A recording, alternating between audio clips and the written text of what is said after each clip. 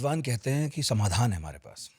उनका समाधान ये है, उनका कहना है जैसे आप ब्रिक्स देश हैं, तो क्या कीजिए आपस में कीजिए एक दूसरे के साथ डील्स और जो एक स्विफ्ट सिस्टम बना रखा है दुनिया में ट्रेड करने का अमेरिका जिस पर डोमिनेट करता है, ऐसा आप कुछ बना लीजिए।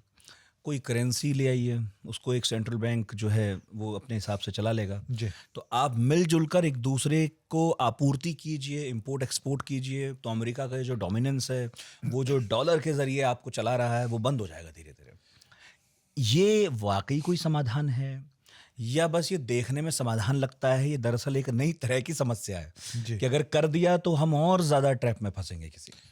देखिए, जो अमेरिका अमेरिका का जो डोमिनेंस है पूरे विश्व में, वो 2-3 कारणों से है। एक तो उनकी अर्थव्यवस्था, जो कि ग्लोबल अर्थव्यवस्था, जो कि डॉलर पे डिपेंडेंट है एक तरह से। डॉलर और यूरो जो मेन करेंसी, जो रिजर्व करेंसी के रूप में देखा जाता है। जी। कुछ और भी हैं, लेकिन वो अमाउंट काफ़ी कम है। और तो उनको लगता है कि अगर ये एक डॉलर का डोमिनेंस है, दूसरा नेटो था, नेटो से तो ऑलरेडी विथड्रॉ कर, मतलब उस ढंग से सपोर्ट नहीं कर पा रहे हैं, और तीसरा कुछ अंतर्राष्ट्रीय इंस्टीट्यूशन थे जिसके माध्यम से अमेरिका पूरे विश्व में डोमिनेट करते, जैसे कि IMF, वर्ल्ड बैंक, WTO इत्यादि।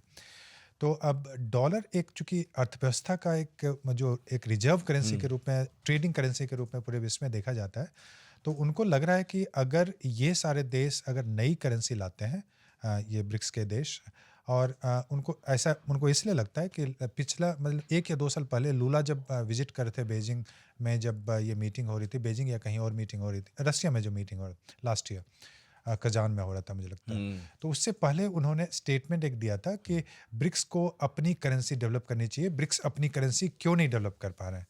तो उनका वो जो एक लेफ्ट ओरिएंटेड जो आइडियलिज्म है ना, वो वहाँ पे था। अब इसको इंटरनेशनल मीडिया ने पिक कर लिया, और इंटरनेशनल मीडिया को लगा कि शायद ब्रिक्स नई करेंसी ला सकता है।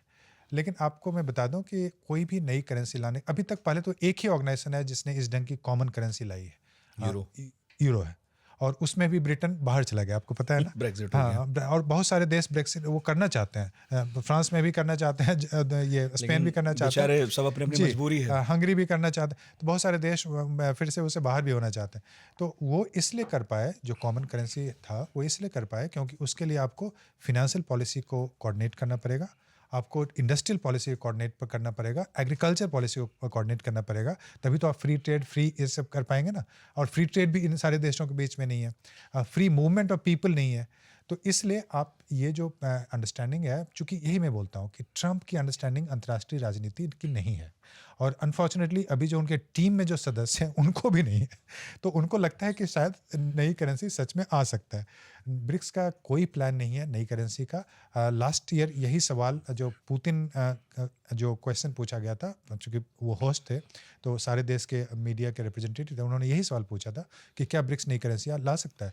तो उन्होंने यही बोला था कि ब्रिक्स नई करेंसी नहीं ला सकता है क्योंकि हमारा industrial policy, agriculture policy, financial policy, RBI ढंग का कोई ऑर्गेनाइजेशन चाहिए, ये सब नहीं हो सकता, क्योंकि भारत चीन के साथ झगड़े हैं, उसमें कई ईरान का दूसरे देशों के साथ झगड़ा है, आप वो कैसे फाइनेंशियल पॉलिसी कोऑर्डिनेट करेंगे, नहीं हो सकता। तो इसलिए वो नहीं हो रहा है। लेकिन हो क्या रहा है मैं बता दूं, रूस और चीन का जो ट्रेड है, 95% ट्रेड वो अब ये रेनमिनबी, चाइनीज करेंसी जो है, और रूबल और रूबल में हो रहा है। उसमें हो रहा है। अब भारत का देखेंगे, भारत का जो रूस के साथ जो ट्रेड हो रहा है वो रूपी रूबल ट्रेड बोला जा रहा है ना। अब ब्राजील का जो रूस के साथ ट्रेड हो रहा है वो रूबल और ब्राजील का रियाल जो करेंसी है उसमें हो रहा है। तो इससे क्या हो रहा है कि जो डॉलर को कैसे हम यूज करेंगे, डॉलर का वैल्यू मतलब 80 रुपीज़ है और रियाल का वैल्यू 35 रुपीज़ है, तो उसको कन्वर्ट कर लेते हैं। अब ये सारे देश बोल रहे हैं कि अब हम डॉलर को भी रेफरेंस करेंसी के रूप में यूज नहीं करेंगे, हम एक फिक्स कर देंगे कि रुपये का वैल्यू रूबल के साथ इतना, और ये 6 महीने तक वैलिड है। ओके। ये कोशिश कर रहे हैं। तो उससे लग रहा है कि अमेरिका को ये तो डॉलर का जो वैल्यू है वो तो डी-डॉलराइजेशन को कंट्रीब्यूट करेगा।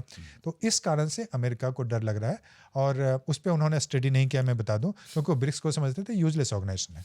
तो अब उनको लग रहा है कि नहीं, ये तो यूजलेस नहीं है, न्यू डेवलपमेंट बैंक भी ले आया है, ये फंड भी कर रहा है, और ये जो सारे देश हैं वैश्विक दक्षिण के देश हैं उसको यूनाइट भी कर रहा है।